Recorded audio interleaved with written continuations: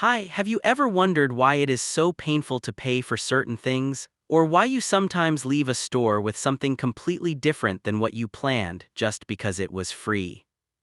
On this channel, we'll explore fascinating ways our brains make decisions, why we sometimes trick ourselves, and how our surroundings can influence us into choices we will later regret. This video has three parts. In the first part, we will discuss what behavioral economics is, in the second, what its main components are, and the third, how you can recognize some patterns that would make your choice easier. Part 1. What is behavioral economics? In short, behavioral economics is a branch of economics that blends ideas from psychology, sociology, and even neuroscience. Its main goal, to analyze how people make decisions. Okay, but what does this mean in real life? For decades, scientists believed we make rational choices.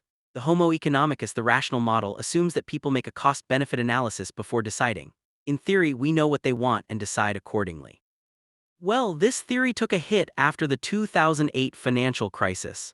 For decades, scientists had already been questioning it, and the financial crisis powerfully demonstrated that people's decisions are sometimes irrational and can be easily influenced. Part 2. Main components of BE. Because of its nature, many core principles are coming from psychology, which helps explain some irrationalities in our logic. Pain of paying. This is one of the most fascinating and complex phenomena because it blends psychology and neurology.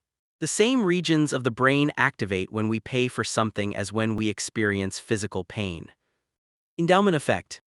Have you ever kept something you haven't used in years but still can't throw away? Maybe it was your childhood toy or a favorite piece of clothing. It feels precious to you, even though it's no longer useful.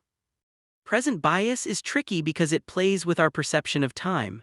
People focus on short-term rewards rather than long-term benefits. That's why offers like small installments from Klarna feel so appealing. We get the item now and future, us will deal with the payments later. Mental accounting.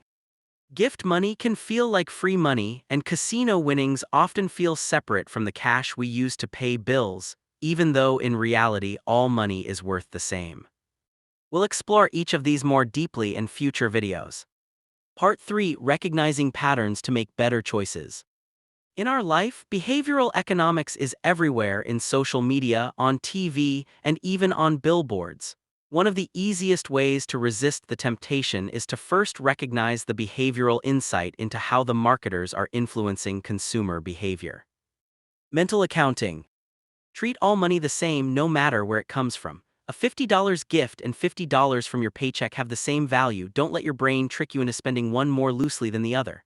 Another way is to do the opposite. Categorize each portion of your money for a specific use, such as bills, food, or other, and use it only for that purpose. This can help you save a lot. To prevent present bias, another method is to consider your future self before any purchase. For a 6-month installment plan, ask if you'll still afford it in 4 months or if you even need the item. Sometimes, waiting a day helps to clear the mind and focus on the pros and cons more accurately. Finally, for avoiding the endowment effect, it's useful to either bag the item and try to forget it or simply sell it or donate it to charity. The positive result will compensate for the pain of its loss. I hope you enjoyed this video. Don't forget to like and subscribe to the channel. Bye.